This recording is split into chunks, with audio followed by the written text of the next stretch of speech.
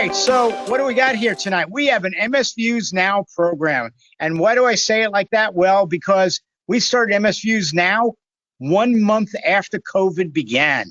I mean, that's just, for some of us, it's like yesterday, all right, that it happened. But essentially, this is like, it wasn't in January. But remember, we started this in 2020. We're now in 2022. It's almost 2 full years, and it probably was in the United States in 2020, but we just don't know where. All right, so next. All right, so for those that do not know, those that are online and maybe have never seen me before, well, that's a very young me that you're looking at, all right? We got to get that updated. I got to get a lot of things updated. All right, but yes, my name is Stuart Schlossman. I'm president and founder of MS Views and News. I'm also an MS patient, for those that know. Okay, you do know that already, but there are people online that might be here for the first time, so we're letting them know as well. All right, tonight's program, we are sponsored by, gratefully, to Bristol-Myers Squibb and EMD Serono to provide this event. All right, and our guest, of course, tonight is Dr. Aaron Boster. And Dr. Aaron Boster, aside from being a friend of mine, it's come to be that way because we've known each other so long. We have like very parallel lives, except that he's a doctor, I'm a patient. We travel the world. He does for things from the medical aspect. I do things from the patient aspect. And what we do is we're both providing for the MS community. So tonight's program, and before though I want to get into that, I do want to say something. Last year, MS Views and News led the pack of MS organizations in providing educational programs. We did 111 educational programs last year. They were in person and they were hybrid or live right here on our platform that you're on with us tonight. All right. And that was exceptional. And nobody ever came close to that. And that's why we are continuing to do the same path here in 2022.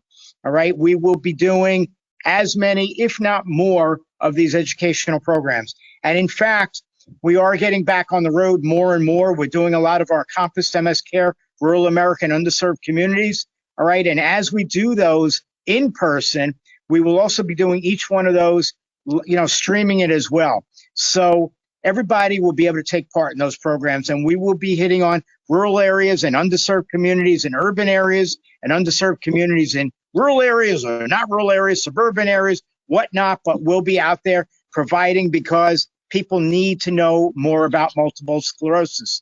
All right. So tonight's topics, as you see in front of you, Dr. Boster has a lot to talk about. He's going to be speaking for about 35 or 40 minutes. And after he finishes, we're going to come back and do Q&A.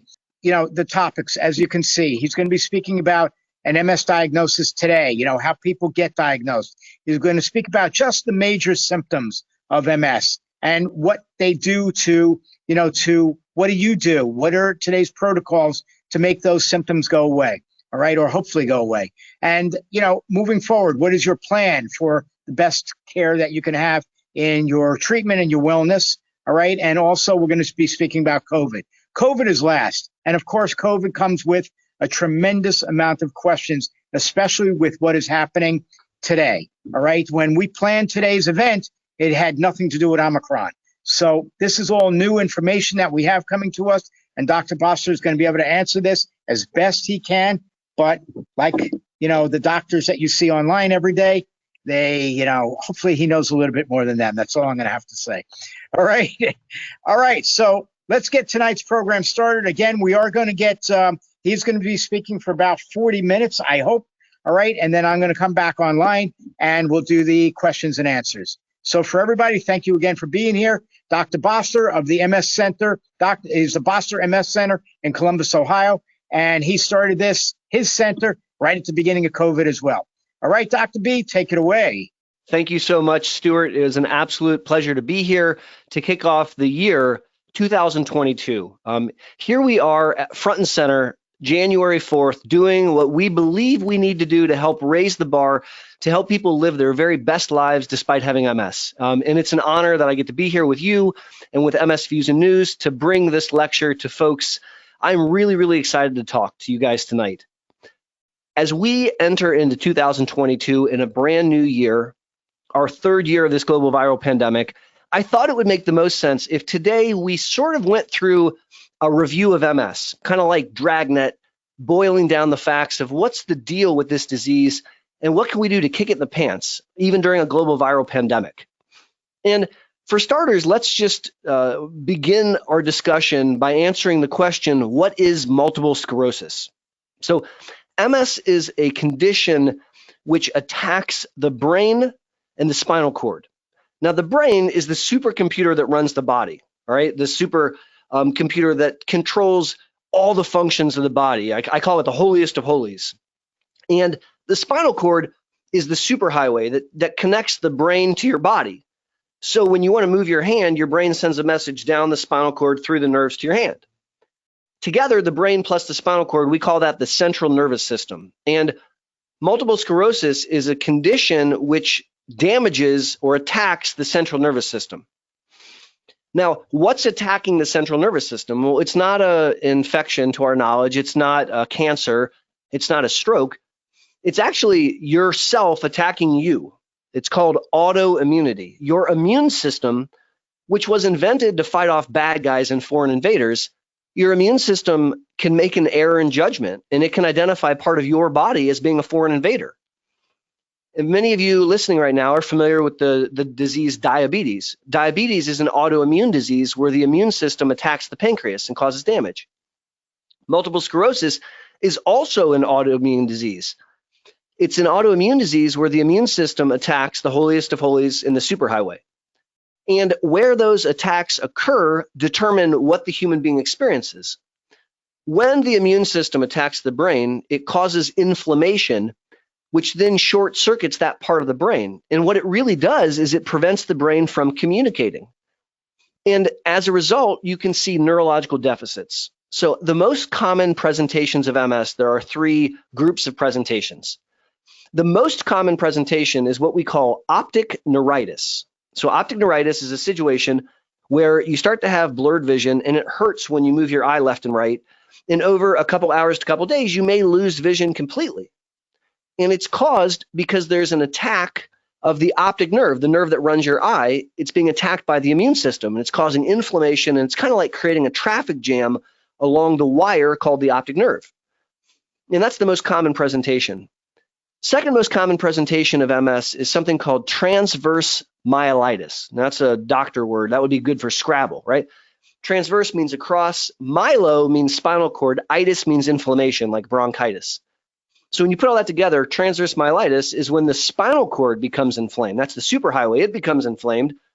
And typically, the stuff below the level of damage. So if this is where the damage is, the stuff below it doesn't work so well. So if it's in the back of the spinal cord, you'll be numb and tingly. If it's in the front of the spinal cord, you may be weak. And either situation, you can develop problems with the down theres, bowel, bladder, and sexual function. Transverse myelitis is the second most common presentation of MS. Third most common presentation is a brainstem syndrome. So when you think about the brain, there's a bunch of different parts. In the very base of the brain, way back here, these are the most ancient structures, the medulla, the pons, the midbrain. The brain stem is really, it controls your heart rate, it controls your blood pressure, your breathing, but importantly, it controls all of this. So the stem of your brain controls your eyes and the way I move my mouth and feeling my face and hearing you, etc. And so if there's a brainstem syndrome, you can develop double vision or loss of vision or a droopy eye or slurring your speech or choking when you eat or pain in your face or difficulty with hearing or something like that. Those are the most common presentations of MS, a transverse myelitis, an optic neuritis, and a brainstem syndrome. Now, there are plenty other presentations. I'm just sharing with you, when you think about all comers, those are the most common things that we see. Typical onset is around the age of 30, tends to present in women 3 times more often than men, but I've diagnosed a 6-year-old and I've diagnosed an 80-something-year-old before, and it really is challenging to make an MS diagnosis. We don't have a blood test for MS. I really wish we did. That would be awesome. I'm kind of jealous of like an endocrinologist that can draw a hemoglobin A1C and look at a number and say, ha-ha, we're doing good, or ha-ha, we're doing bad. In MS, it's not so straightforward to make the diagnosis. And it can be confirmed. And I'm a little biased because I'm an MS specialist, but I really think that you're in the best hands if you see a fellowship-trained MS neurologist. So someone who has gone to doctor school and then neurology school, and then they kept going and they did extra years of MS so that they're really, really good at helping you. And I want to talk through a little bit about how do we make a diagnosis, and then I want to revisit that in the setting of COVID for a few minutes at least. To make an MS diagnosis, there's really 5 elements. And I always joke I have 5 fingers, so as long as I go through each finger, I won't forget any. So this little piggy is a clinical history.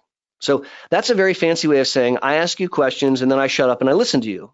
And what I'm really looking for when I'm taking a clinical history of a possibility of MS is I'm looking for a story of attacks, relapses, flares, exacerbation. That's when you have inappropriate attack of the immune system in the brain or spinal cord and it short circuits and then you lose a function.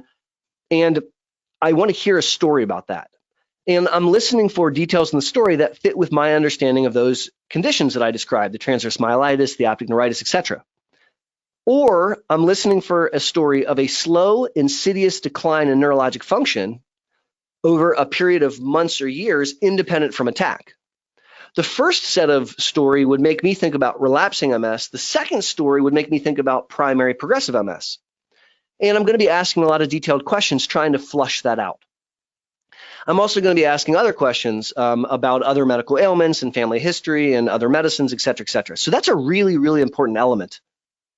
The second piece to the diagnosis, remember I said there's 5 things. The second piece is a neurological examination. And essentially what we're doing when we do a neuro exam is we're trying to see if we can find on exam evidence of the stuff you told us. For example, if you tell me that 2 years ago you had pain in your eye when you moved it and it got blurry and it was hard to see, and that lasted for a couple weeks and then got better, that's a story which makes me think about optic neuritis. When I examine you, I'm going to take a super bright flashlight and I'm going to look in the back of your eye, and I would expect to find findings consistent with optic neuritis to buttress or support that. Now, that's not always available, but that's the goal. And as I talk to you, you're in Florida or California and I'm in Ohio, and that's the real world during COVID, right? For the last 2 years, we've been doing tele-everything, it seems like. And the cadence that I have found works the very best for my clinic, for people that are safe to travel, is the very first visit, the first consultative visit I do on telemedicine. And I spend over an hour with you, and all I'm doing is talking to you about your story, and I'm doing number 3, which I'll get to in a second. And then the second visit is in the office, and that's when I can do a full neuro exam. And doing a neuro exam by itself to me is not adequate. I think there's some additional testing which I think is really important. Looking at the timed walk and the 9-hole peg test and the symbol digit modality, the cognitive testing, all of this, in my opinion, is a best practice, collecting information, trying to support what you tell me on your history as we work towards a diagnosis. So that's number 1, story. Number 2, exam. Number 3 is the MRIs. And in the modern era, we really heavily depend on MRIs to make the diagnosis. Now, prior to 1983, we didn't have MRI, and so we had to do it old school. But nowadays, the MRI machine, which is the very, very best biomarker to allow us to diagnose MS, is really super duper important. And so when I see someone, I need a really good MRI of their brain, and I need a really good MRI of their cervical and the thoracic spine. Now, oftentimes we try to get those before my first consult, if at all possible, because on camera, I can look at the films with you. And so going back to that first visit, I look at your history and your films, and the second visit in my office, that's when I'm going to do my full-blown exam with all this kind of stuff. And what I'm looking for on number 3 on the MRIs is I'm looking for spots, white spots, in certain locations which are strongly supportive of MS. So there's lots of different spots, areas in the brain and the spinal cord where we expect to see MS spots. And we expect the spots to have a certain size and a certain shape, and they should behave a certain way when we give the contrast agent. And based on the behavior of those spots on your MRI, we're able to help confirm a diagnosis. Now, if we see the right number and shape and size of spots, we may actually make the diagnosis after the history, the physical, and the MRI. Not always. Sometimes we need to follow MRIs over time, or sometimes we need to do number 4. What's number 4? Good question. That's spinal fluid. So it's obtaining spinal fluid, comparing the immune response in this cerebral spinal fluid in the central compartment, that's where the brain and spinal cord live, and comparing it to the periphery, to the bloodstream. And some of you may have heard the term oligoclonal bands, which is another really great Scrabble word, or OCBs. And we're looking for unpaired bands. We're looking for bands in the spinal fluid that we don't see in the bloodstream. If we see that, that further supports the diagnosis of MS. Now, not every patient needs a spinal tap to make the diagnosis, but when the history, exam, and MRIs don't add up, sometimes the spinal fluid can tip us over the edge and confirm the diagnosis. Now, there's 5 things to a diagnosis, and I've only done 4, so I must have forgotten one. Thank goodness I still have my pinky. Number 5 is, hey, Aaron, prove it's nothing else, which is actually a lot of work because MS can affect the brain and spinal cord. And if you ask the question, could MS cause blank? The answer is probably yes. And so a lot of things can present with neurological deficits, and it's my job to make sure that I'm not diagnosing you with MS when you actually had a stroke or actually had a cancer, God forbid, or actually had some other type of injury or disease. And so number 5 is to make sure that there's nothing else. Now, how do we really do that? Typically, it involves getting a bunch of laboratories, looking at the MRI at areas not involved in MS, and sometimes we have to do other tests like CT scans or chest x-rays, etc. So after we have gone through the rigor of confirming the diagnosis, we turn our attention to making the disease boring and quiet. And we're getting really good at that. We're getting increasingly good at making that a possibility. The very first order of business in my mind, after we confirm the diagnosis and discuss prognosis and discuss long-term plans and all of getting ourselves ready, is to start on a disease-modifying therapy. Now, a disease-modifying therapy that you'll see abbreviated as DMT. So a DMT is a medicine which has been proven to change the history of MS. So if you took a human being and then you clone them, so now there's 2 of them, and you give the second one a disease-modifying therapy, and you give the first one just a hug, and then you follow them over time, the first one is going to get way more disabled, have more attacks, and have a really small brain compared to the one that was on treatment. Because what these drugs do is they decrease the frequency of MS attacks, they decrease the accumulation of neurological disability over time, and they slow brain volume loss. And some of the newer medicines, which are really, really good, they're considered high efficacy medicines, sometimes bring even more to the table. And we can start to demand things like no attacks, and we can demand things like no change on MRI. And we can even ask questions about things like confirmed disability improvement, CDI. So if you haven't heard about CDI, I'm excited that I get to be the one to share it with you because it is hands down the most beautiful 3 letters in my field. CDI stands for confirmed disability improvement. That means that in the setting of taking a medicine, the human being's neurological examination improves. Yeah, you heard me, improves, gets better, and stays that way for at least a couple months, which is freaking awesome. And so I want to put you on the most effective disease-modifying therapy that you're comfortable taking. And I crafted that sentence very carefully. I think that escalating through low, medium, then high efficacy is stupid. I think that's dumb, and I don't agree with doing that. I want to put you on the most effective drug that you're comfortable taking. And I want to make sure that it's working. I'm going to monitor the response to the drug. So how do you do that? Well, 3 ways. You talk to the human being. You see if they're failing the litmus test of life, if they're pulling away from activities. You see if they're telling you a story about attacks or if they're telling you a story about progression. So you listen. Number 2 is you run them through the MS Olympics, back to my clinic where we're doing all this kind of stuff and we're doing all that testing because we're looking for change on your exam. And the third thing is look at the MRIs to look for new structural damage.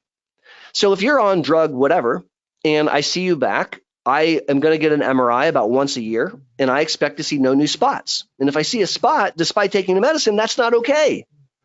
Similarly, if you are on an MS medicine and you've had an attack, that's not okay. I oftentimes will remind people, if you take a birth control pill and you get pregnant, it didn't work. Because the goal of a birth control pill is to prevent an unplanned event, an unplanned pregnancy. Same thing with the MS medicines, the disease-modifying therapies. And so we want to get you on the most effective drug that you're comfortable with as early as we can, and we want to monitor. I also want to remind you that you don't get married to your drug. You date your drug. And as long as that drug is a gentleman and you're not having attacks, and you're not having progression of disability, you're not pulling away from the litmus test of life, you're tolerating the medicine, it's easily paid for, it's not causing side effects, hoorah. But if the medicine misbehaves and starts to act the fool, you're going to take him out of your phone and tell him that you're going through some personal things and that you'll call him and then you won't call him. And we're going to move on and we're going to escalate to a drug that's going to treat you better. Now, if I stop the lecture here, I would do you a massive disservice because it's a fool who thinks that he can help manage a chronic neuroimmunologic condition with just a medicine. And I am not a fool, or at least not as it relates to this. Because we need to bring more to the table if we're going to help you live your very best life despite having MS, more than just taking an MS disease-modifying therapy. So what might we bring in addition? I will answer that question after a sip of this delicious beverage.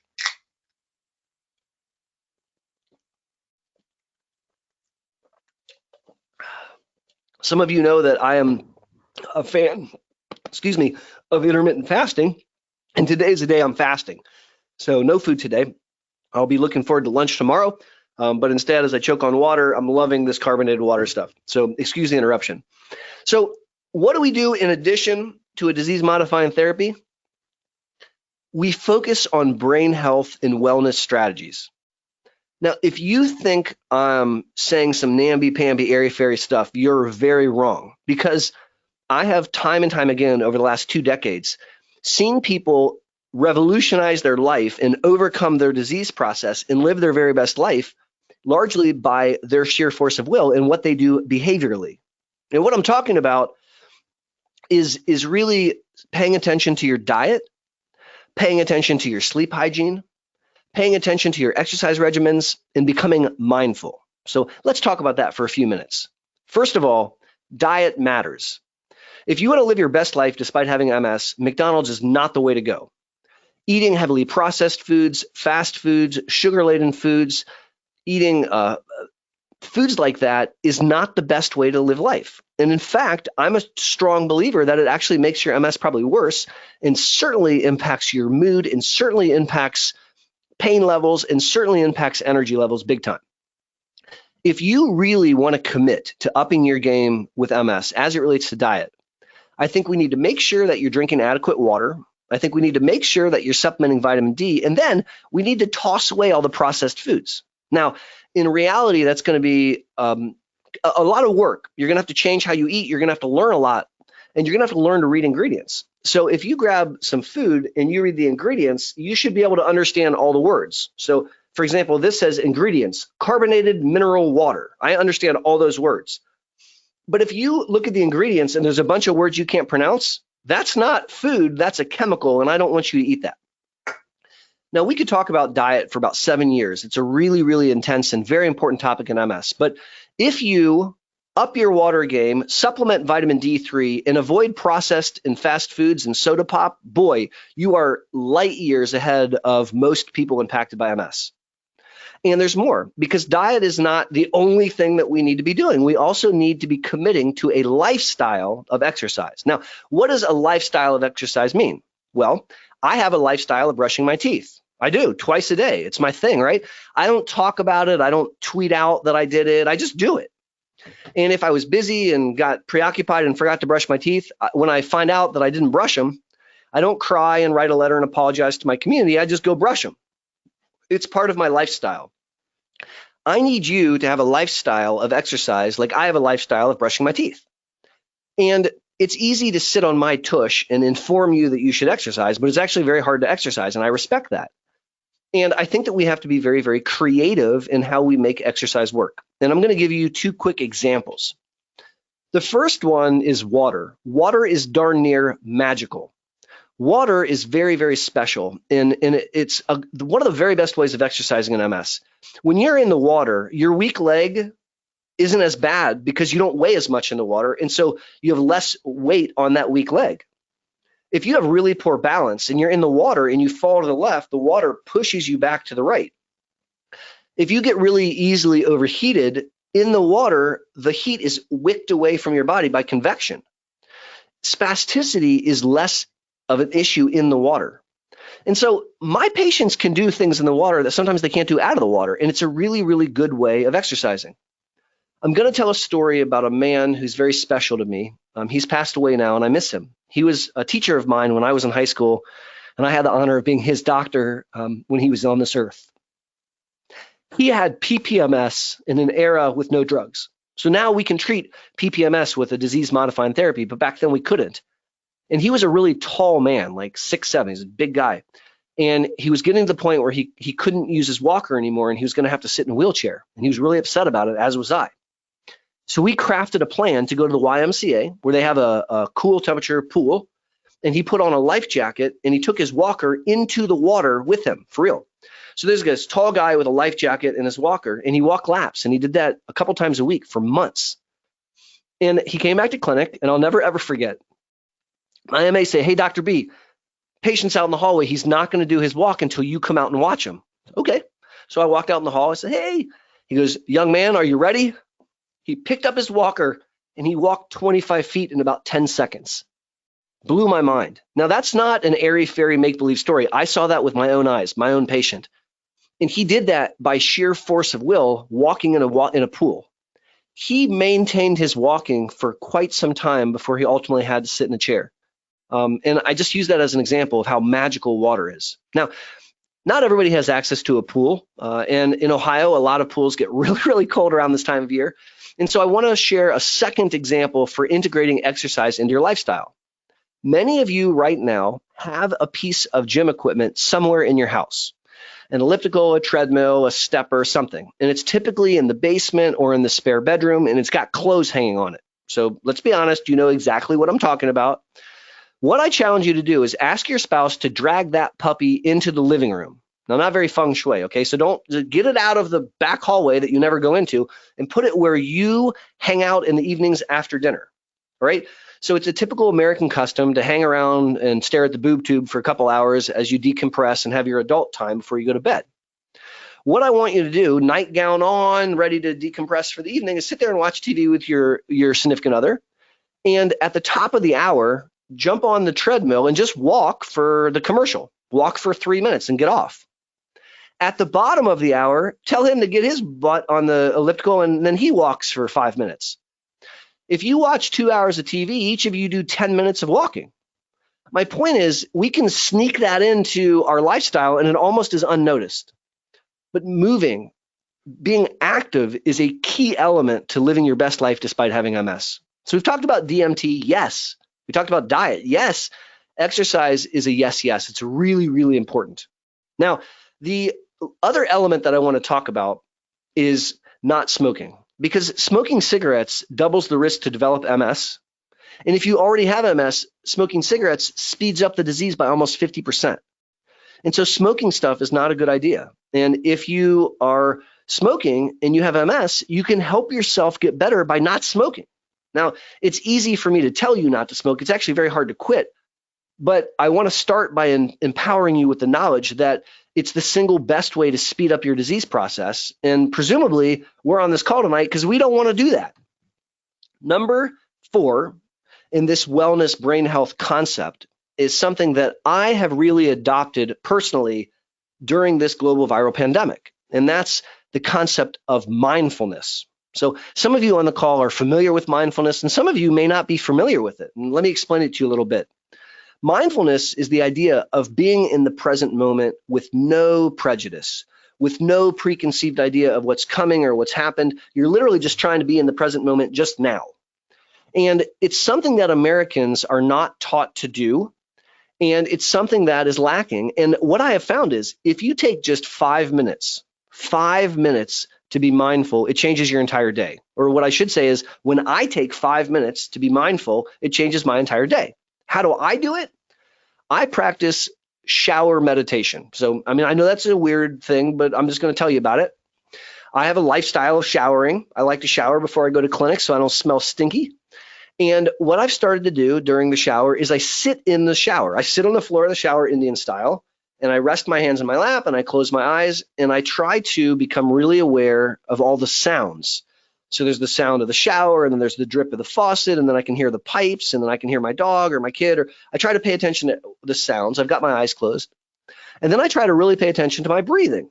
And I go through a process where I count my breaths 1 through 10, but I'm not allowed to have any intrusive thoughts. So if I'm sitting there and I think 1, 2, I've got a busy clinic day, now I got to start over. And I have trained myself to slow myself down and count 1 through 10. And when I'm done with that exercise and I stand up, I feel so much better. It's amazing. And if you think what I'm saying doesn't make sense, I double dog dare you to try it out. You don't have to do shower meditation. You could do something like mindful meals. What's a mindful meal? It's when you turn the TV off and you turn the laptop off and you do not bring the phone to the table. And you sit down, ideally with loved ones, and you do something special. You look at your food. You pay attention about what you're going to eat. You smell it. You taste your food. You really spend some energy being present eating, not eating and talking on the phone and typing something. No. You want to be mindful. So mindfulness, I think, is really important. And I think it's more important during COVID than ever before. Now, that will be our segue to discuss the last topic of today's didactic, which is entering into year 3 of COVID-19. COVID-19 was termed COVID-19 because it was discovered in 2019. And it really got bad here in the Midwest around March of 2020. And when 2020 ended, we all celebrated because that was the worst year in 118 years of life on Earth. And it didn't stop. And we just wrapped up 2021, and this pandemic is raging. We have Omicron variant. It's becoming increasingly concerning to me that we're actually becoming an endemic, where it just becomes part of the fabric of human life. So I want to spend some time talking a little bit about COVID. And I want to start with a quick somber moment. I want to take a moment with you and do something you're never supposed to do on air and be quiet, because I lost a patient today from COVID.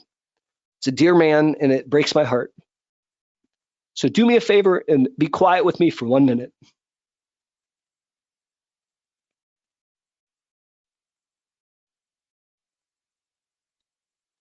Thanks. COVID-19 is not the flu. It's not. It is a nasty upper respiratory illness, and it's very contagious. Sorry for getting tearful, guys.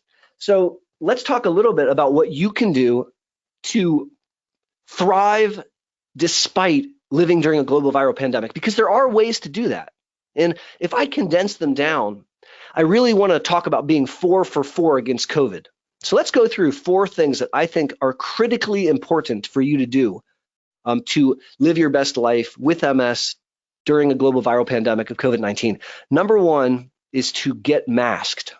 Now, this has been so blown out of proportion and so politicalized. And let me be really blunt with you. Wear a freaking mask. It's not hard to do. Put a mask on your mouth and your nose, pretty please, when you're not in your home with your own loved ones. At the Boster Center for MS, we have asked all team members, all staff personnel, and all visitors to be masked at all times. It is the safest option. Now, you might say, well, wait a second, I've been vaccinated, I don't need to be masked. Vaccine status changes and can wear off, and you won't know it. But if you wear a mask, you're going to protect yourself. And because we don't know what everyone else is doing, I hope that you'll listen to me and wear a mask, in part to normalize the behavior. If you want to live your best life despite existing during a global viral pandemic, number 1 is to wear a mask. Number 2 is to get boosted. I am a neuro-immunologist, so there's a lot of things I don't know about. I don't know about how to change the oil in a car, and I don't know very much about love or politics or sports, but I know some stuff about the immune system, and I understand vaccines. And I sit here tonight begging you to please make sure that you're vaccinated and boosted. The country of Israel is ahead of the rest of the world because they got access to the Pfizer vaccine before anybody else. And it was very relevant to me when I read the news last week. Israel has now green-lighted the 4th COVID shot. Why? Because what they're learning is that the vaccine immunity is wearing off and that people need boosted in order to maintain their immunity. So I'm a doctor in a clinic, and if I get sick, I can't provide for my family and I can't provide for my patients. I can't afford to be sick. Nobody can really afford to be sick. And so I'm very proud of the fact that I've been vaccinated and I've been boosted. That's number 2. Wear a mask, get boosted. Number 3 is to stay out of the fray. This is a hard one. we've had an onslaught of COVID. Ohio hospitals took out an ad in our Columbus paper. It was a front page ad, and all it said was help, period. And when you read, what they were begging for was to please be boosted and please stay home and please wear a mask because the ICUs were full and they had no beds for any humans. It's really, really scary. I learned earlier today, there are so many cases of COVID in Florida, they don't have monoclonal antibodies to offer people. So wearing a mask and getting boosted and staying out of the fray is really, really important. Now, what does it mean to stay out of the fray? This is not the best time to go to a family reunion. It's not. I'm sorry. I wish that it was, but it's not safe. This is not the best time to go hang out at a bar with a bunch of people. And really, as unpleasant as it is, the stakes, guys, are really, really high. Now, number 4 is an evolving element, which is still a works in progress, because we're now seeing medicines that treat COVID. And some of these medicines are really exciting, but they're hard to get a hold of. So there's a medicine that made a big splash a couple weeks ago called Evusheld. And I'm not even sure I'm saying it right. Evusheld, Evusheld.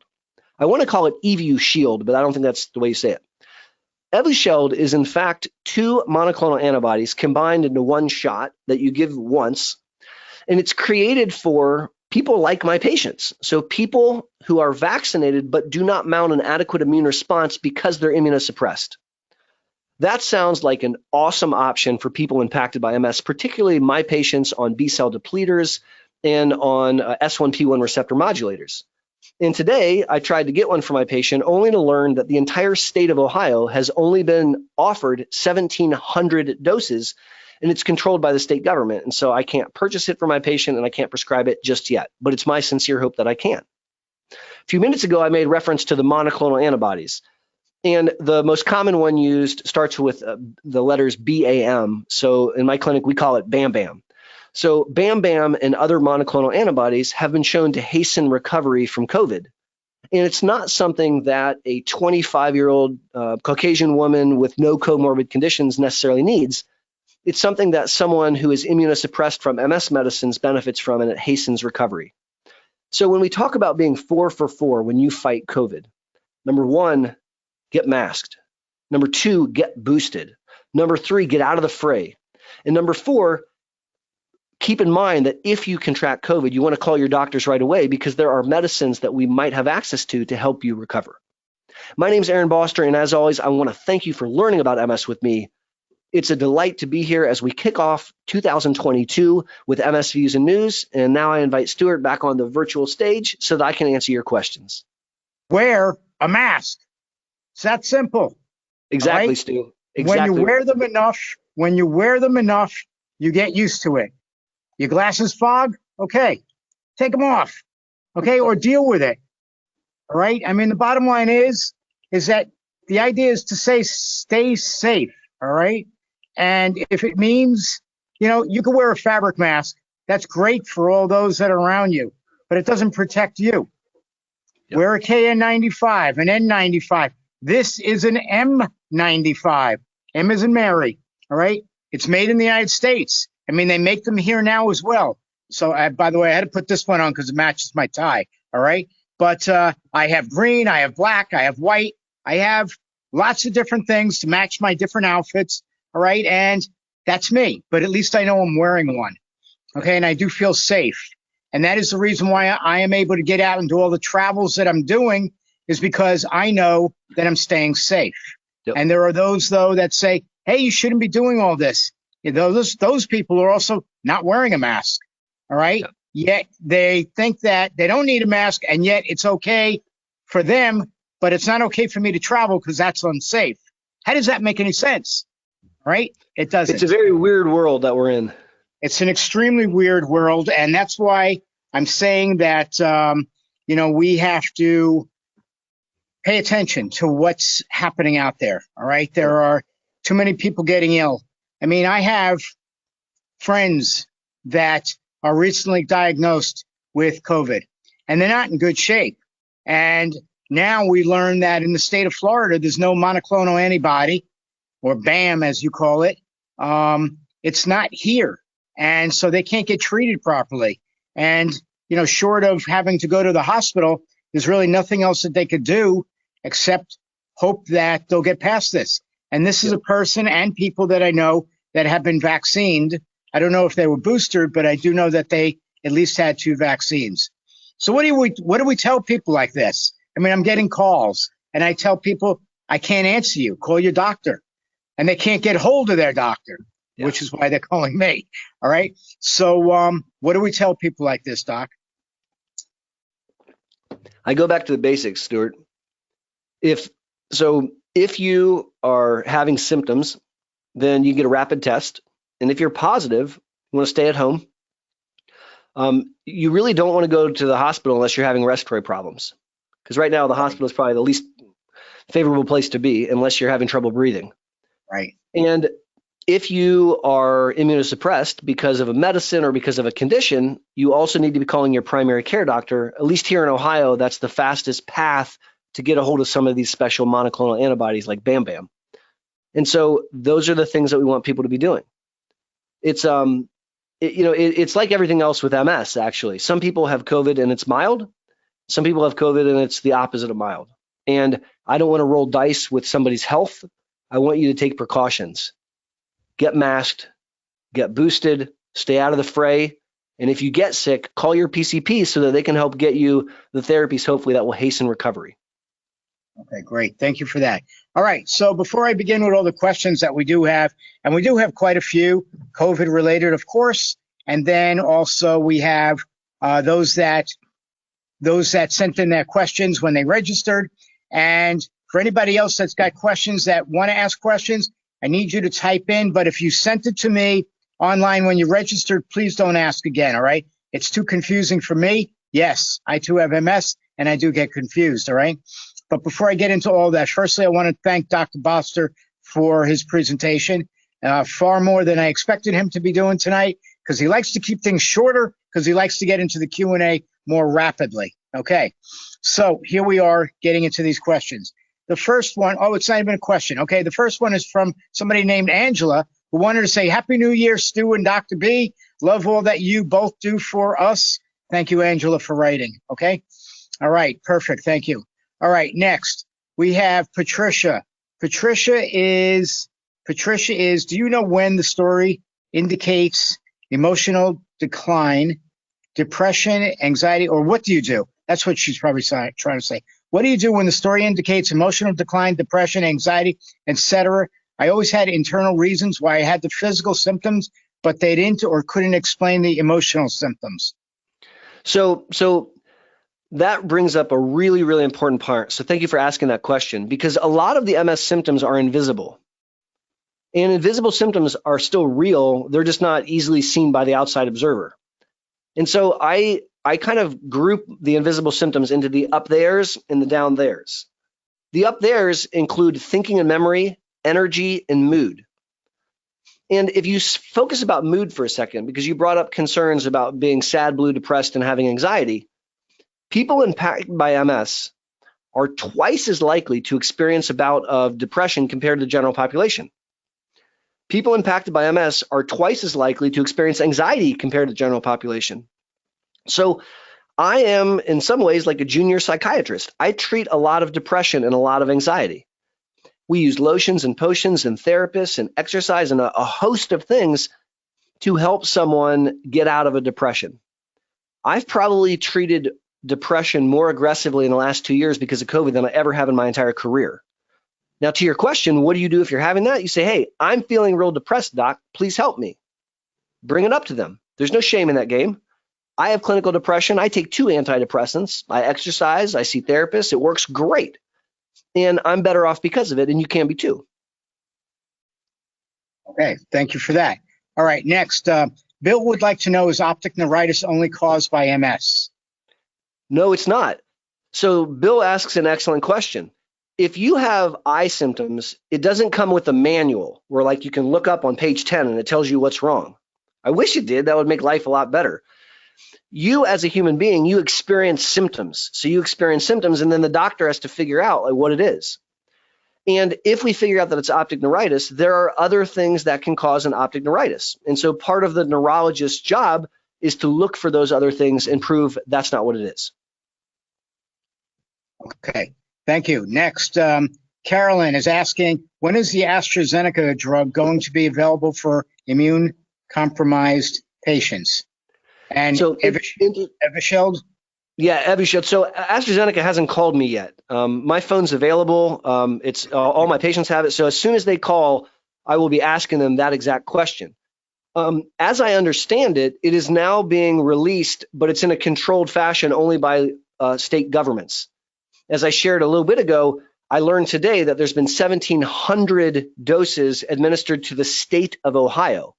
And apparently our local governments are controlling that. And we, at least at my clinic, at the Boster Center for MS, have not figured out how to access it. So I don't turn my phone off at night. And I promise if AstraZeneca calls, it's the very first thing I will ask them. Great, thank you for that. I love your humor that goes along with it. Everybody does need that, okay?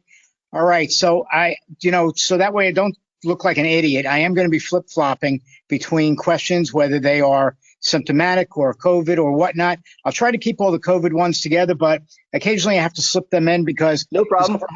There's over 100 people online tonight, and they want to know these questions, okay? Yep. All right, great, thank you. All right, Kay is asking what MS DMDs are prescribed. By the way, DMD is the same as DMT, disease-modifying drug versus disease-modifying therapy. All right, so Kay is saying what MS DMDs are prescribed for patients receiving chemo who have active MS. So I can't answer that question because I don't have enough information, but I'm going to try to make a general comment about it. So sometimes people with MS develop cancer, and they have to have their cancer treated with chemotherapy. And interestingly, oftentimes the chemotherapy does a great job of quelling the MS. It's a little bit complicated, but I think it's worth talking about for a second or two.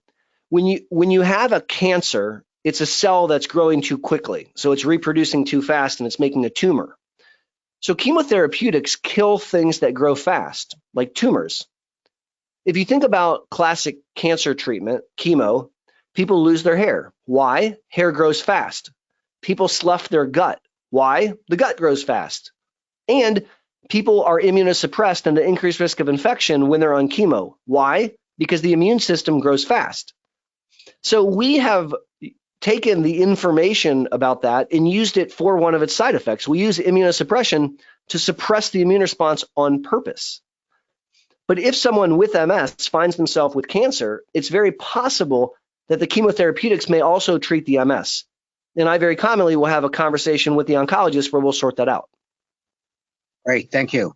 All right, next. And by the way, some of these questions are going to get, well, they're long statements and then they get to the question. So I have to read this all out to you, okay? Cindy writes, when doctors taught the efficacy of and actually prescribed ivermectin for treatment of COVID, and I might have said that wrong, despite this is not being proven in clinical trials and juxtaposed with their adamant rejection of vaccines, doesn't this go against the Hippocratic oath taken to not only do no harm, but to not spread disinformation?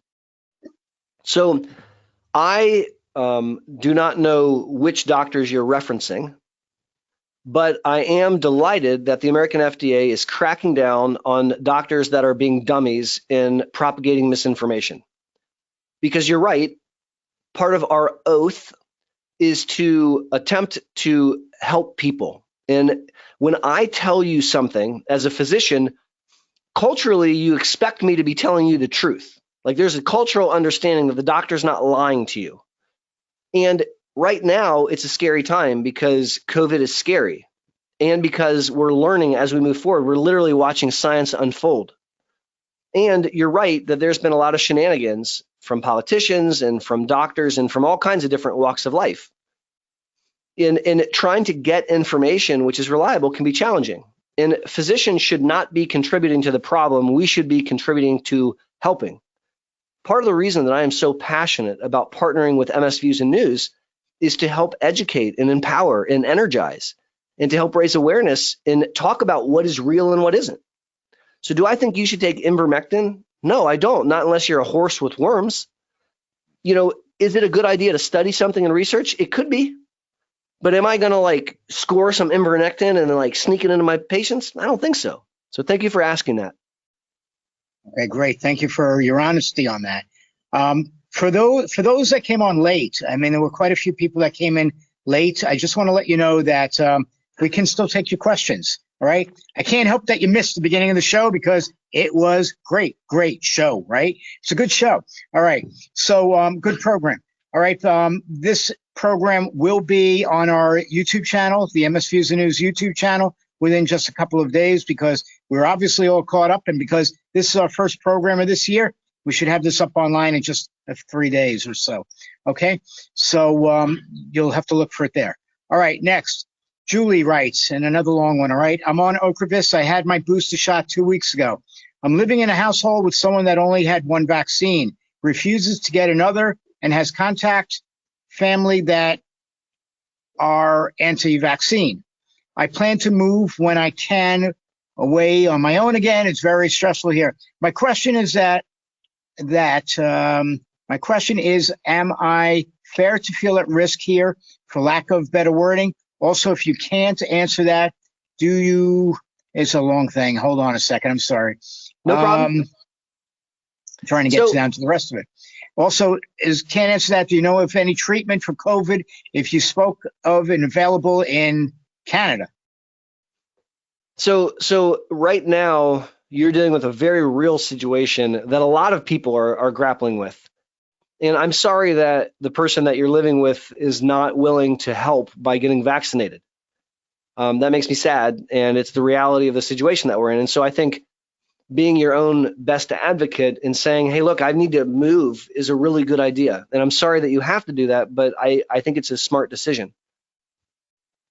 Great, are you at risk because this person is going out in the community and coming back? You might be.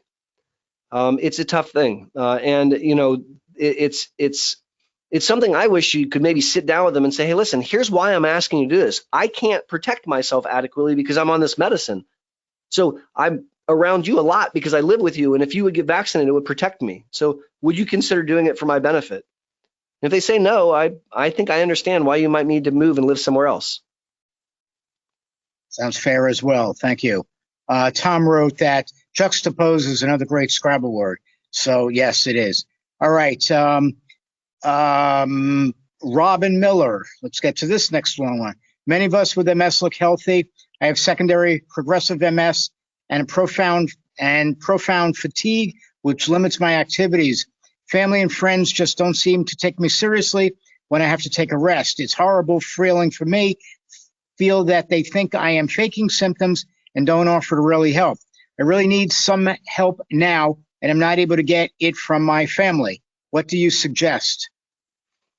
So I suggest education because fatigue is the most common symptom in MS, and it's the number one reason that people leave the workforce. But honey, you look so good because they can't see that you're tired. And it's one of the most frustrating symptoms. So let's talk through it a little bit. One possible recommendation, go to my YouTube channel, so Aaron Boster, MD on YouTube, and I have a playlist on fatigue with probably 15, 20 some videos on fatigue.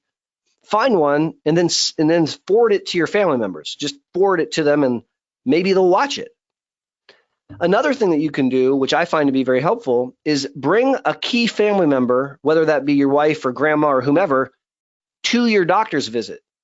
And you may even tell your doctor ahead of time, listen, I'm bringing my family who doesn't think I have anything wrong with them. Would you do me a favor and help them understand? Show them my MRI or something. And oftentimes when I kind of get that from my patient, I'll spend some extra energy helping the family understand that this human being is getting by a lot of hard work and by a lot of medicines. And they look good, but they're actually very ill. And what they're doing is impressive. And so the doctor should be able to help you with that. A third idea, just to share briefly, is to talk about spoon theory. So I have YouTube videos on spoon theory, and it's not something that I invented. It was invented by a woman with lupus, which is another autoimmune condition. And it applies in MS beautifully. And it's a concept to help people understand energy. So very quickly, it goes like this. A spoon is a unit of energy. So you start your day with all the spoons you're going to have. And as you go through your day, you use up your spoons. So I might start my day with 50 spoons, and by the time I get to work, I've used 5. In the setting of MS, you wake up with 10 spoons. Now, you still have the same day I do. And so you start with 10 spoons, you get to work, you just used 5 spoons. You got 5 spoons left, and it's only 8 a.m. You got the whole day in front of you. And you run out of spoons by about 9 or 10 a.m., and then you got nothing left in the tank. Sharing with your family spoon theory and teaching them that concept of I don't have any more spoons left sometimes helps them understand the concept. So best of luck to you. Thank you for that. All right. Next, we have, I'm going to combine a few things here, right? Let's talk about Ocrevus. People want to know how Ocrevus can help. That's first off. How it can help them during COVID. That's the second part. And if it's even safe for them to take during COVID. So there are 25 different formulations of MS medicines currently available in the United States, FDA approved. And one class of medicine are the B-cell depleters. So B-cell depleters work by dropping your adult B cells. And it turns out that when you deplete adult B cells, they interfere with the circuitry of MS damage.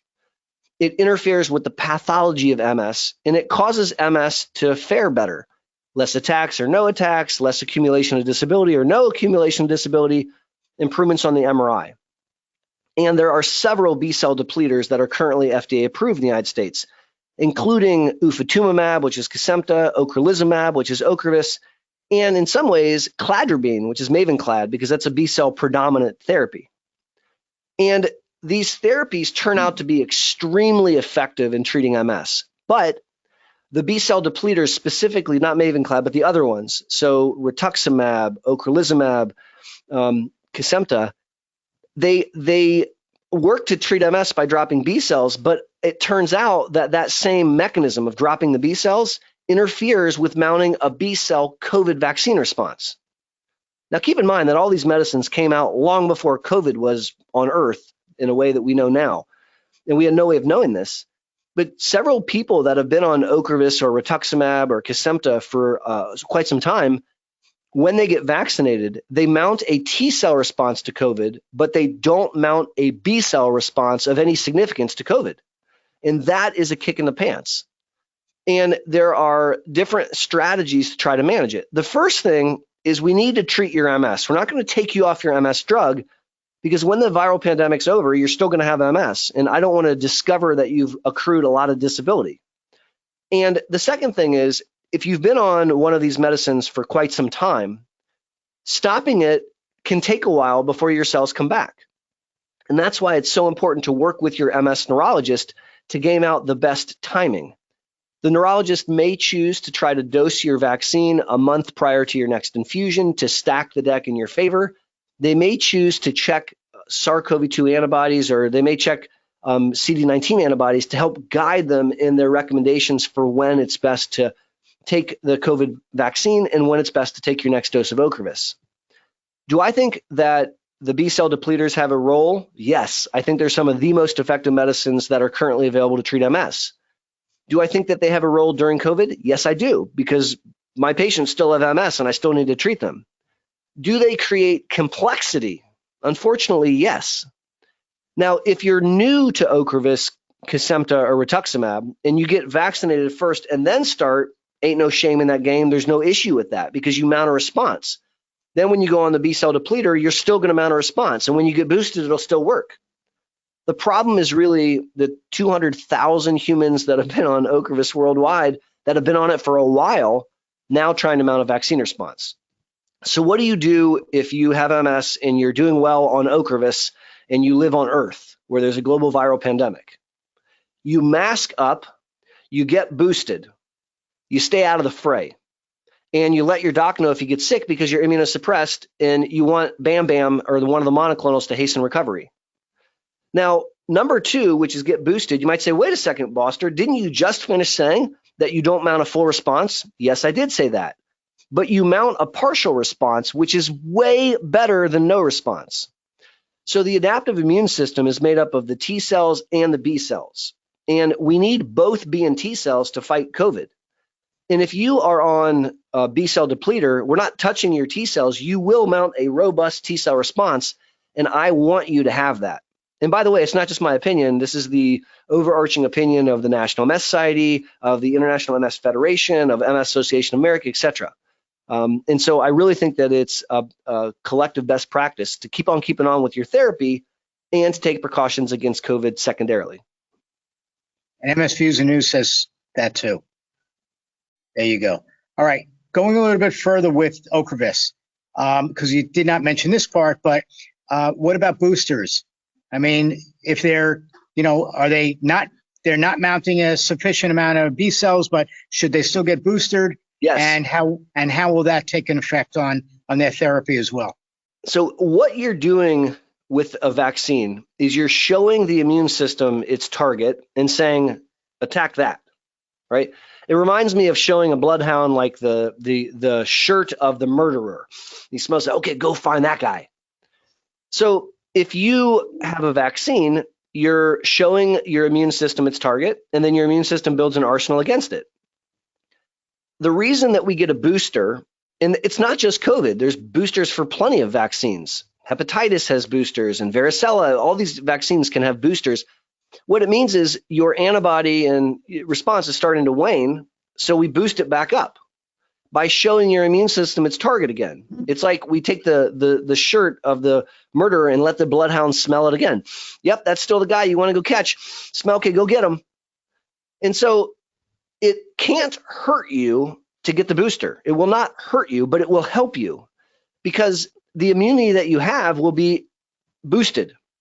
Now, if you think about this, if you contract COVID and you don't die, then you have developed an immunity against COVID. Otherwise, you would still have it. What's the difference between a vaccine and the infection? The number of virons, all right? So the infection, there's trillions and trillions of viruses that are just infiltrating your body. Your immune system can see it a lot. With a vaccine, it's not trillions and trillions. And so a booster is a really, really good idea, whether you're immunosuppressed or not. How does this affect the people that claimed that they had COVID early on and figured that they built up now an antibody level? All right. So, and then, so what do I do? Well, go ahead. Sorry. And then they got both vaccines and they say, wow, I'm like Superman, it's never going to affect me. And yet they are part of this batch now that I've seen getting COVID and are not faring well to it. So again, going back to basics, that person who had COVID and got vaccinated needs to wear a mask and stay out of the fray. They're not superhuman. They're human. And if you had a COVID exposure, we can test antibodies to see if you've mounted a response or not. And if you mount a response, that's awesome. But oftentimes when I check people who are in that situation, they don't have a response. And it doesn't mean they didn't have COVID. It just means that their immune system is no longer responding. And so what do we want them to do? Wear a mask, stay out of the fray, get the booster, and let your primary care doctor know, God forbid, if you get infected, so that we can use the medicines that are available to hasten recovery. Thank you for that. All right. So next thing is Zeposia. Is that part of the B cell depleters? So when we talked about medicines that have an unfortunate, surprising negative impact on vaccines, there's two classes of MS medicines. There's the B cell depleters that I just finished talking about. So that's Kesimpta, that's rituximab, that's Ocrevus. And then there are S1P1 receptor modulators. So that's like Gilenya, Mayzent, Ponvoy, Zeposia. These are pills that are very effective to treat MS, but unfortunately, they prevent a robust B and a robust T cell response to the COVID vaccine. And so people that are on those therapies can have a difficult situation because they're taking their medicine and it's working to treat their MS, and yet they are not able to mount vaccine responses. In some cases, a worse situation than the B cell depleters. Okay, thank you. So for people who got their booster, say in August or September, when do you think that these MS patients should get a fourth shot or booster?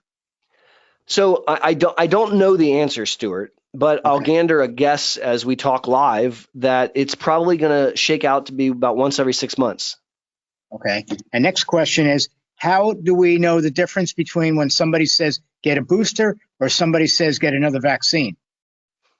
So when I say get boosted, I'm referencing a third mRNA vaccine for COVID. So Okay. So sorry, but how does that affect those that are using I forgot what it's called already. the J&J vaccine? Yeah, that one. So the rules are slightly different, but really the theme is not. You have your initial vaccine, whether that's 1 or 2 doses, what have you, and then later we want to boost that response.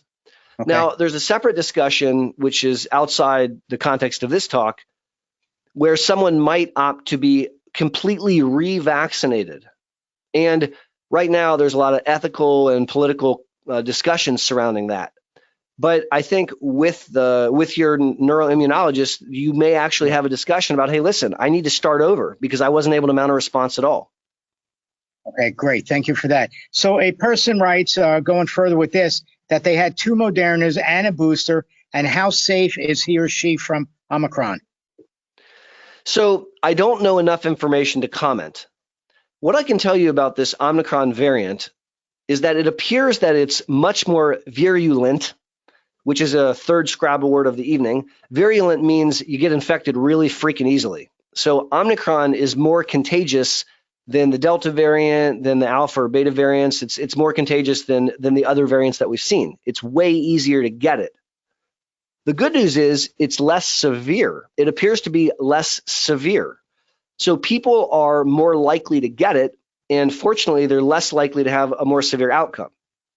Now, all of the data that I've seen suggests that people still respond if they've been vaccinated in their ability to fight the Omicron variant. There hasn't been a mutation which makes the vaccine not work. And so it would be foolish to say, there's a new variant, I'm not going to get vaccinated. That's not accurate. It will still help you, and it's still a really good idea. Okay, so when you say that people have, they're in better shape with getting COVID now versus prior from the Omicron, say, first off, how do you know the difference of when somebody's getting Omicron COVID or Delta COVID? That's number one. And number two, how does this apply, though, to people who have not yet been vaccinated? How can you say that they're getting less of an effect if really we're only knowing about the people that were vaccinated and getting COVID? So it's several important different questions are on the table. Let's take each one of them, and I'll start with the last one and then work backwards.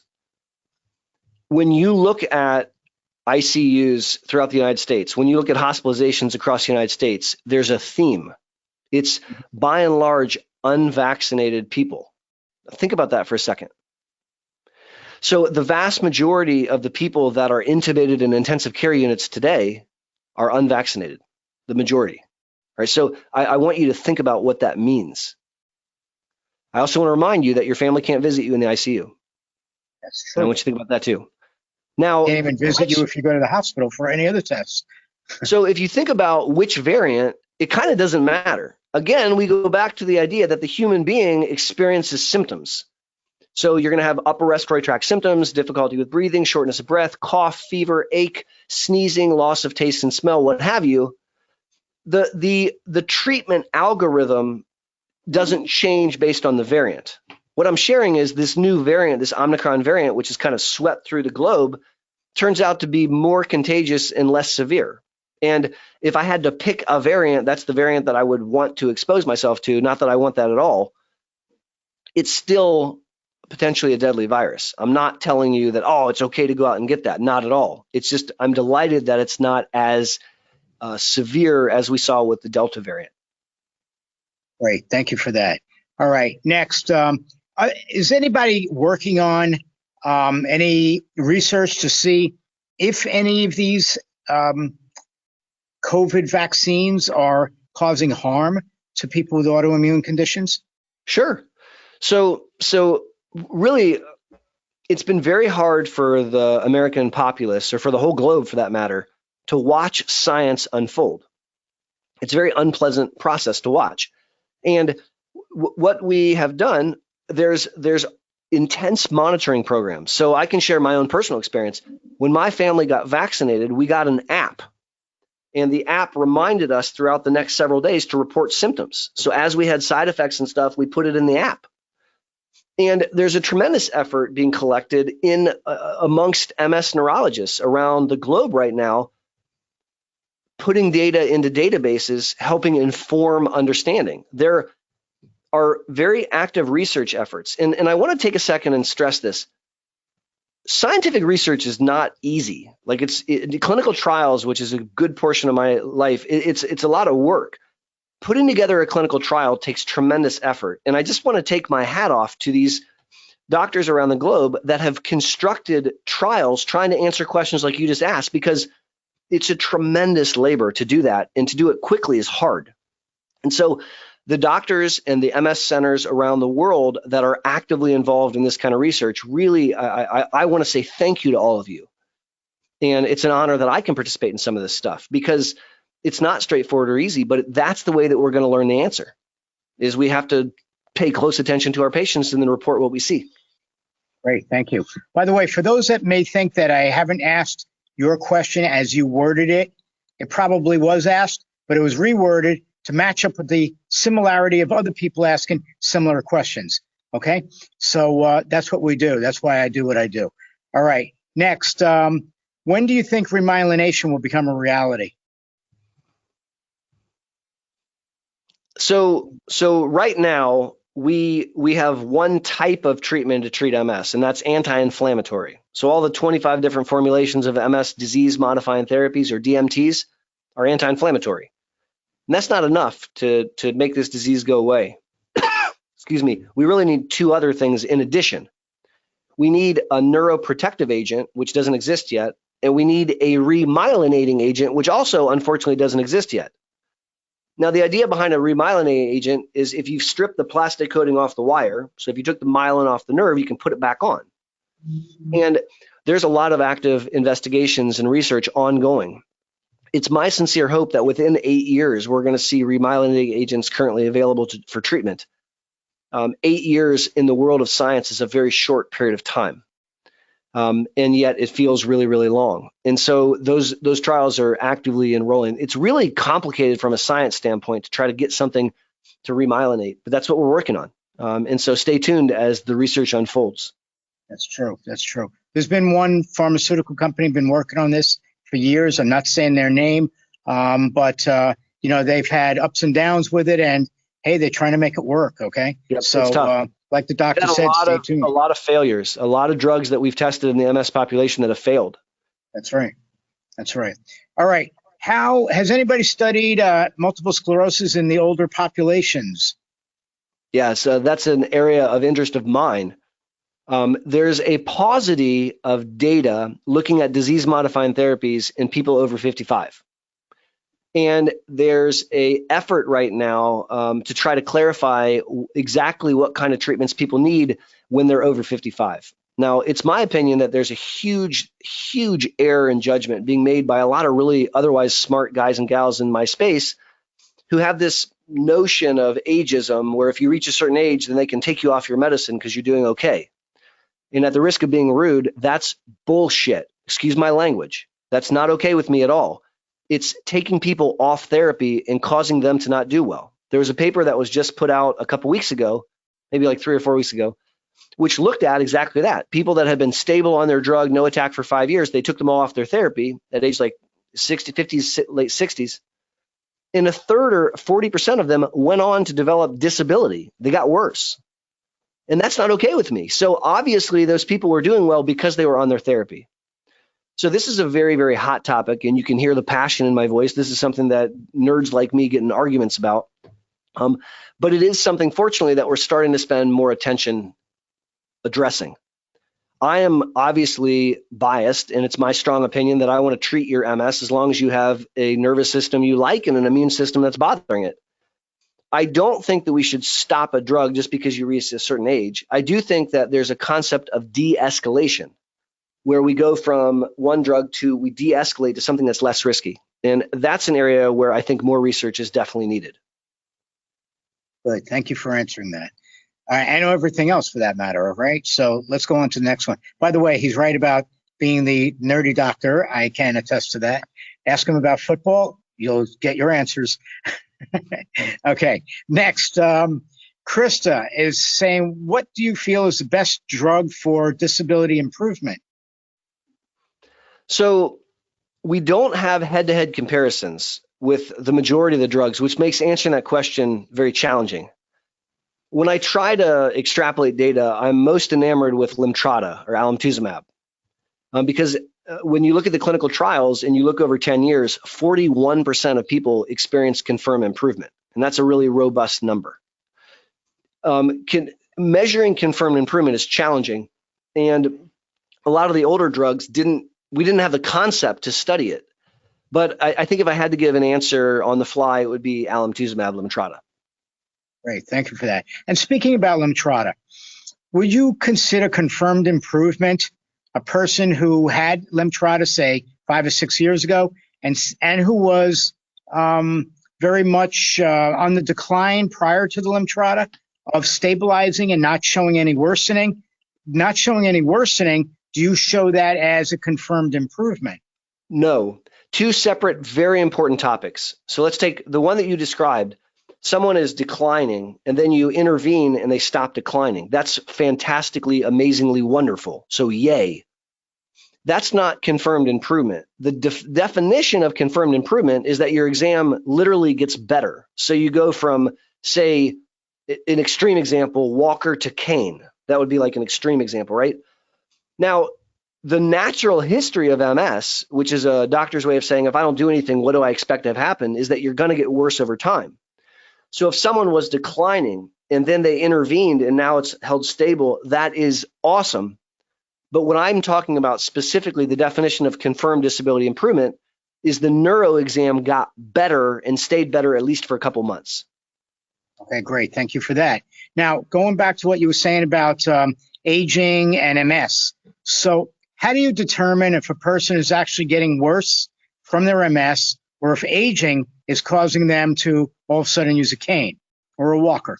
This is a very important point because you don't get a buy from the rest of life just because you have MS. And plenty of people who live life and have lived 6, 7, 8 decades may need an assist device and they don't have MS, right? So one of the ways that we can do that is an understanding of the natural aging process and comparing sort of how you're doing to how other people your age are doing. That's one way to do it. What I would rather do is I would rather toss that aside and say, okay, what are our goals and how do we get you there? And if you're having trouble with walking because of an orthopedic issue, let me refer you to an orthopedic surgeon or to a physical therapist with expertise in orthopedic stuff so that we can get you better. If you're having trouble walking because of some other cause, I'm still trying to help you walk the very best way. It doesn't have to be because of MS. I'm still going to try to help figure that out and help you with it. And I think having an awareness of the natural aging process is something that is important. And I talk to my patients as we age together about it all the time. Commonly, someone will say, I forget stuff, but so does everybody else. Well, so then I ask questions about what kind of things are you forgetting and in what context? If you're forgetting someone's name that you don't see very often, okay. But if you're also forgetting how to do math in your checkbook and you're also forgetting how to get to the grocery store, that's different. And so by taking a careful history, we can try to help sort out one from the other. Okay, thank you. All right, quick thing. For those that are online and that are raising their hand, I can't see you. I can't see that you're raising your hand, except a little button pops up. But I can't ask you any questions directly. So if you have any questions to ask, I need you to type them in and not just raise your hand, okay? Thank you for that. All right, next, and before I continue with these questions, I just want to let everybody know that are online right now, tomorrow night, we are doing a special program. I will be interviewing an urologist, okay, who will be speaking with you all about sexual health, resources for the sexual health, not just any sexual health, but for those that have multiple sclerosis and what's happening with your sexual health. Okay, That's awesome. So That's right. And Dr. Samowitz will be online, and he has spoken many times for us on bladder issues, other issues, everything to do with the urologic system. But also, he speaks very, very well about sexual health. And I hope that you all can be here and ask you questions at will, because it is an interview, and that's what we'll be doing for a little bit over an hour. All right. Few remaining questions. One, what is your opinion, right? Opinion is, that's the Mexican in me, about magnesium for sleep. So magnesium is a supplement which is over the counter. It doesn't require a prescription. And some people find that magnesium helps spasticity. Some people, I haven't heard people tell me that it helps them with sleep. But as long as you're not taking a dose that's exorbitant, and as long as you're informing your healthcare provider, hey, this is my list of supplements and medicines, I can't off the cuff think of anything that would make me concerned. Okay, great. Recently, I saw an article on and it's one of the neurologic sites about vitamin D and how helpful it really is for multiple sclerosis, other than just making it so that way you don't have to go out in the sunshine. Can you tell us more about this, please? Yes. So, Stuart, you're well aware that I have this saying that I want you to be 5 for 5 in your fight against MS, because there are 5 key elements. One of those 5 key elements is supplementing low levels of vitamin D. So it made it to my list of one of the single most impactful things you can do to live your best life despite having MS. Turns out that vitamin D levels, which are obtained through sun exposure and through certain foods, play a very significant role in developing and maintaining MS. And so if you have low levels of vitamin D pre-puberty, it doubles your risk to get MS, which is scary.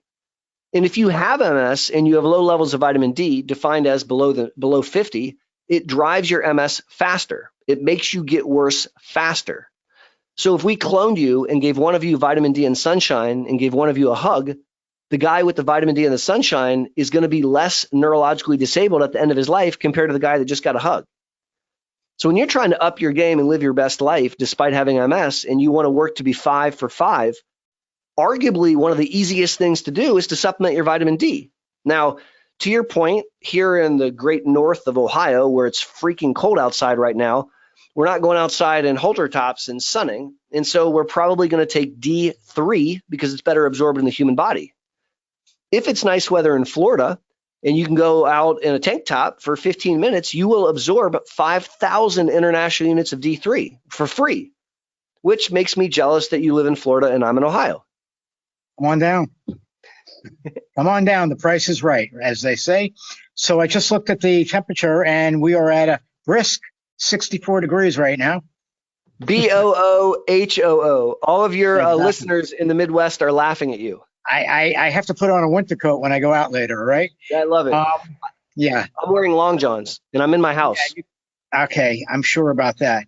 All right, a few questions remain, a couple of COVID related, and even though I think we hit on everything, Brenda, though, is asking, didn't the CDC come out yesterday recommending a 5-month boost rather than waiting until 6 months? Brenda, I have not seen that. And so if that's an update, it's one that I have not heard yet. So thank you for bringing it to my attention. Okay, yeah, we did hear that also. So, all right, next, Stephanie is asking, is it possible to experience cognitive changes with no noted atrophy and very small spots in MRI? 100% yes. So if I take a picture of the outside of your house and I ask the question, are you and your husband having an argument? I don't know the answer. I don't know what's going on in the home. I just know what the outside looks like. The picture I took is a picture of a structure. When you get an MRI, it's a picture of a structure. It's not looking at the functioning of what's going on. So you can have an absence of spots and still have symptoms. And the way that I would explore that is by getting something called neuropsychometric testing, which might be the very best Scrabble word of the evening. Neuropsychometric testing is where you sit in front of a neuropsychologist and they go through a battery of hours of paper and pencil testing. It's the real deal Holyfield for figuring out thinking and memory.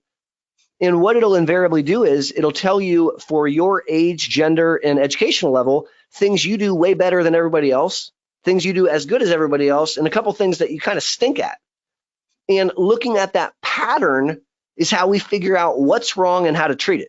And so getting neuropsychometric testing is a very powerful way of looking at function, not structure.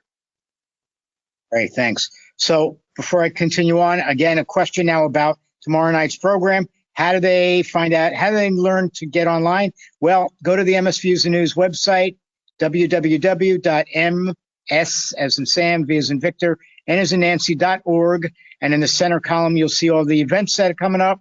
Just click on the ones that you're interested in attending, like tomorrow night's event, RSVP, and you'll be able to get the link to get signed on to that program. All right. Deborah in Minnesota writes, blizzard warning. And I wrote, brr. Okay. All right. And Stephanie just answered back to thank you, Dr. B. All right. She loves all your answers. All right. Mark B, or Mark C, rather, writes another awesome program by Dr. B and Stuart S. Right. Okay. Got it. Can't say Dr. S. Right. Okay. Next. Adriana is asking, and I don't know if you can answer this. I never heard of it. I'm hopefully you can. And tell us about blue light therapy. Can this help with inside the body? Because it seems to help with people with scar tissue on the outside of the body. So light therapy is not something that I know a lot about. It's not part of traditional allopathic med school. So as an MD, it's not something that I was taught a lot about, with one exception that I want to bring up. And there's a very important use of light therapy to treat people impacted by MS during the winter when they're sad, blue, and depressed, because they have seasonal affective disorder. So here in Ohio, we see SAD, seasonal affective disorder, a lot.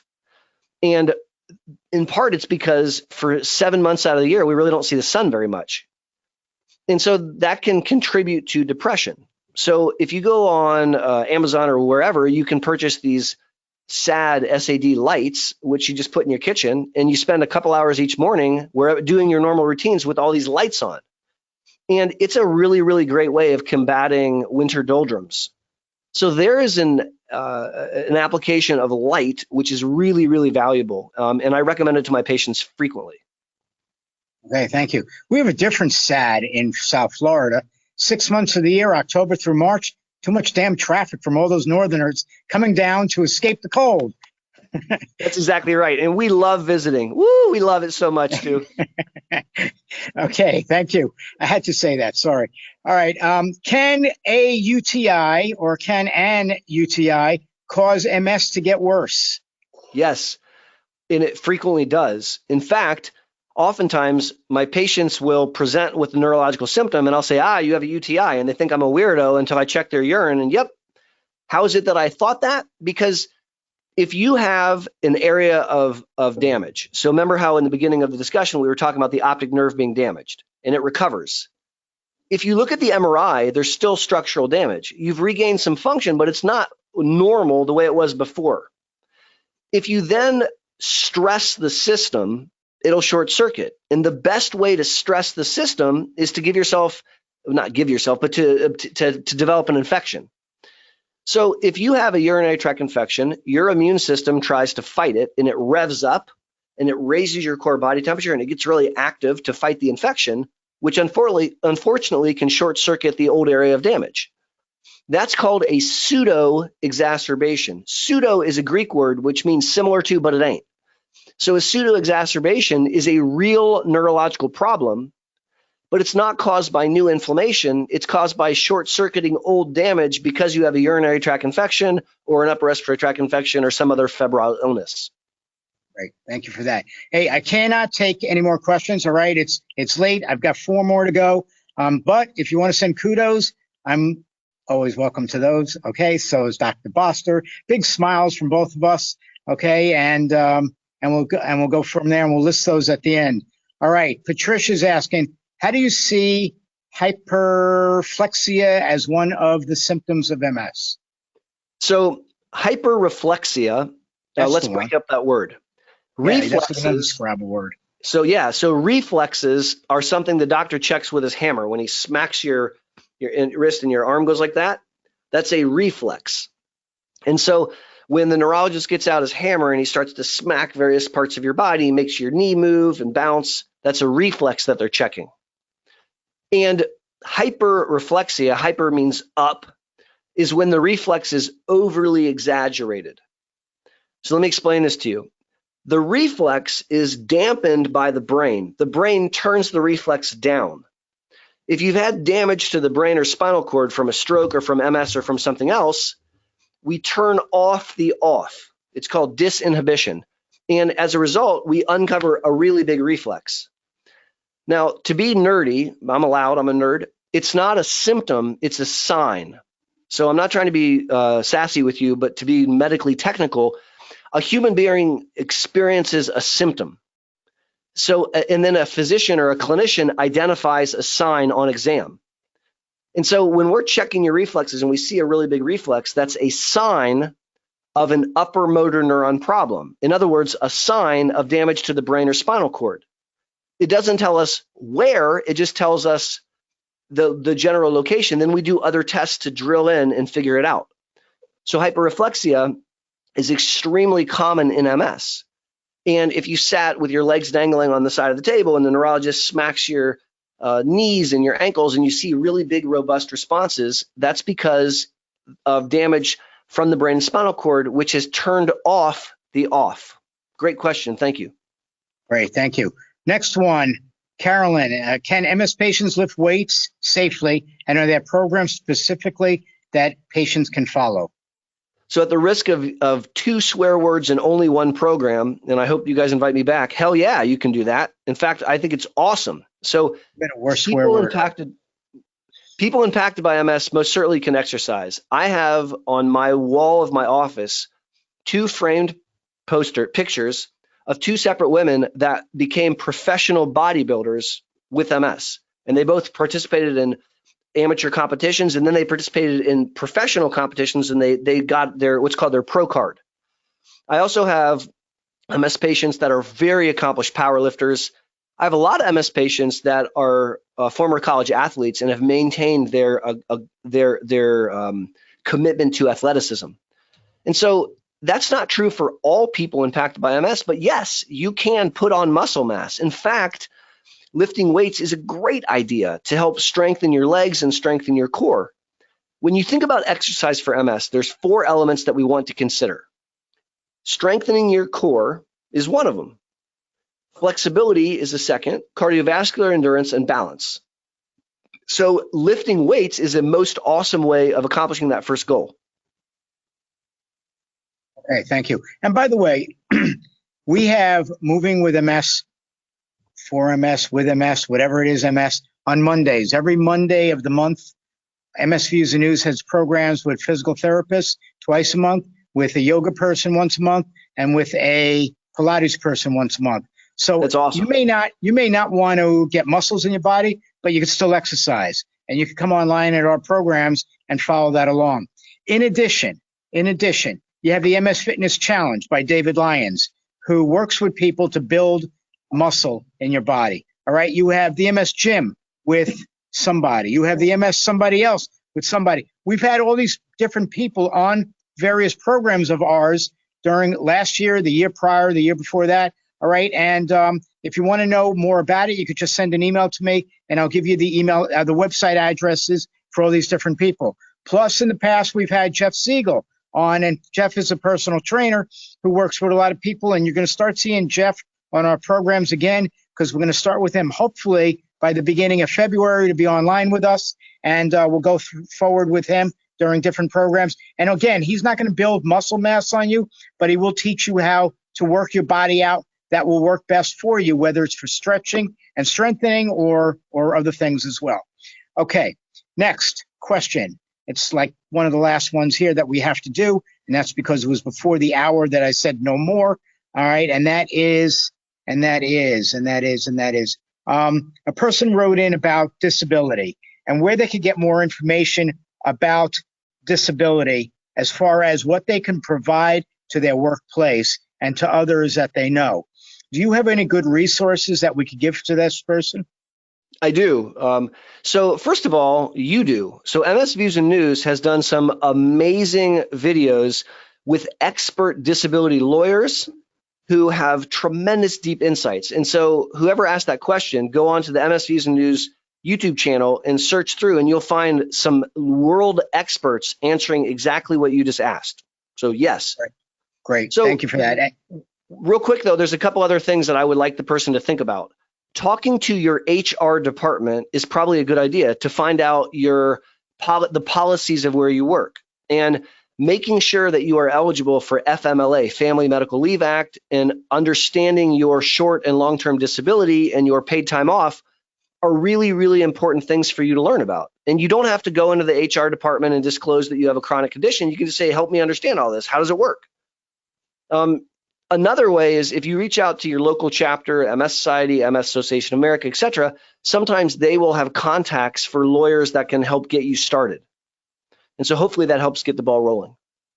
Right. What about occupational therapists? Would they be good to at least talk about tools that the person can use? Like for a person who stands all day long, maybe an anti-fatigue mat or something like that? Yeah. So if you are trying to understand the degree of your own disability, let's say, sometimes we will send you to a neuropsychologist, remember the neuropsychometric testing, and we'll send you to an expert neuro-PT who can then run, and together we'll learn a lot about your cognitive functioning and about your physical functioning. It may be also appropriate, to your point, Stuart, to have someone that can help with occupational therapy. And really those efforts, which we call a functional capacity exam, are intended to characterize the degree of disability and where. It's one of the elements that oftentimes becomes required as a person applies for formal Social Security disability claims. Okay, great. And I lied. There was one more question I must ask you, and this is very, very important. I think you touched on it when you were first doing the presentation. What can you tell us about the updates on alpha-lipoic acid and BTK inhibitors? So alpha-lipoic acid is a food supplement that you can purchase over the counter. And of all of the different supplements out there, it has some of the most robust data. Now, do I routinely recommend it to my patients? No, I do not. Is it something I'm concerned if you take? No, I'm not concerned at all. And it may, in fact, help some. There isn't a tremendous amount of data. Now, butyrate tyrosine kinase inhibitors, or BTK inhibitors, are a class of medicine which was first invented and used to treat certain types of B-cell cancers. Turns out they're rock star medicines, it looks like, to treat MS. And there are, I think, 5 different manufacturers that are aggressively exploring these BTK molecules in clinical trials.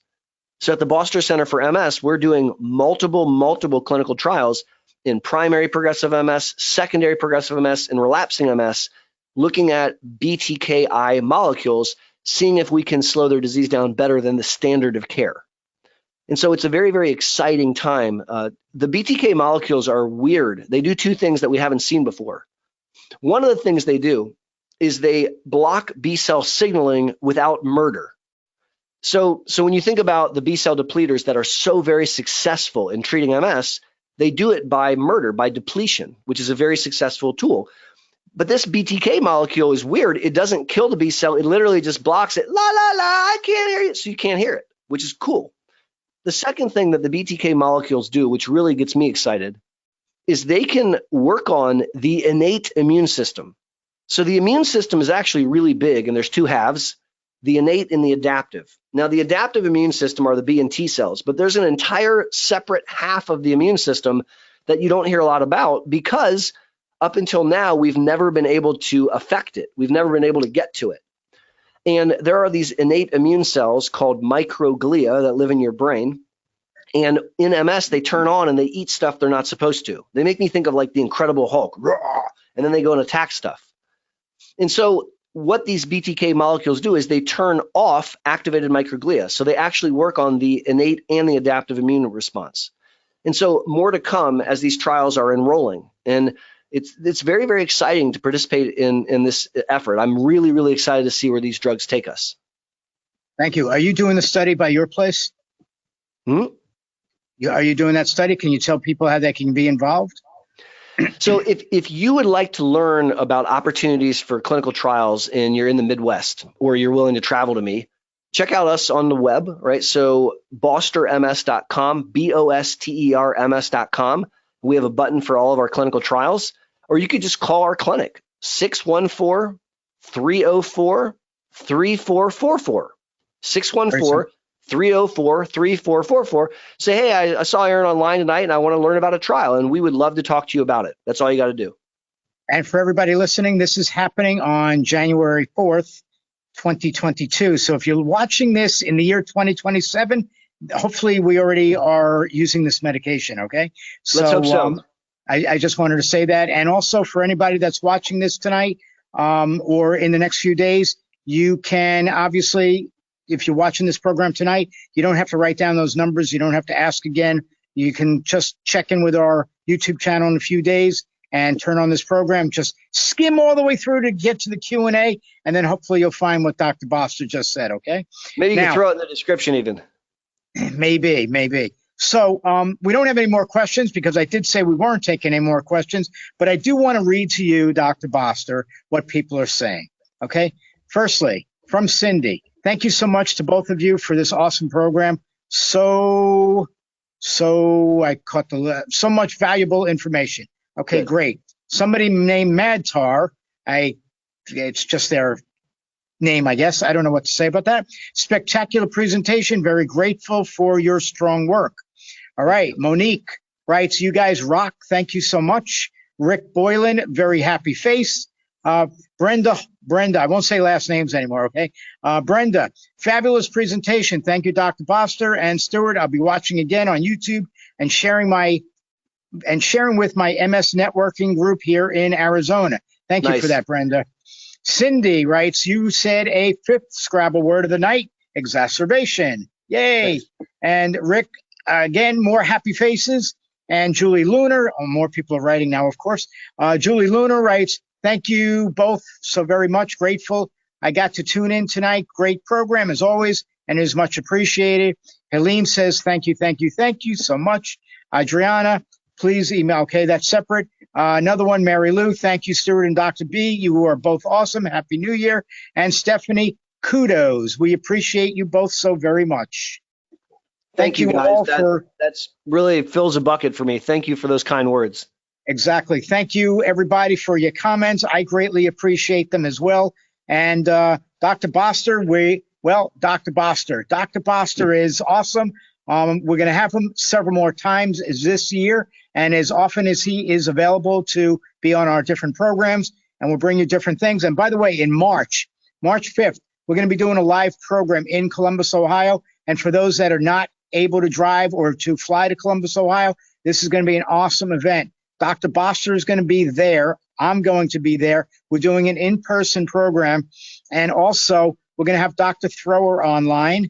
And we're going to be talking about the challenges of the immune system, how MS happens, how it gets defended. One doctor is going to be on the attacking side. One doctor is going to be on the defensive stronghold side. And we're going to talk about how all of this happens, okay? Also, we're going to have Megan Weigel, who's going to speak about all of this and the better of the immune system using the holistic therapies.